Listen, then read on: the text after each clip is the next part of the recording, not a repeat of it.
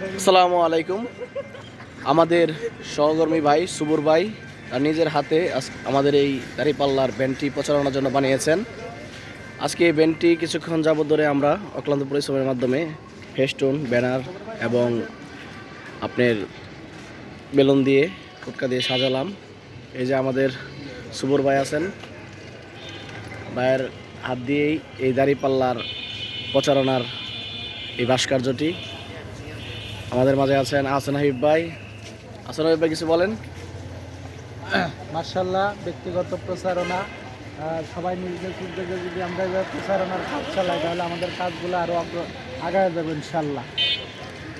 আমাদের ভাই সুবুর ভাই যে এত অক্লান্ত পরিশ্রমের মাধ্যমে এই দাঁড়িপাল্লাটি বানিয়ে তৈরি করেছেন, এবং ভাই কিছু আমাদের উদ্দেশ্যে বলেন।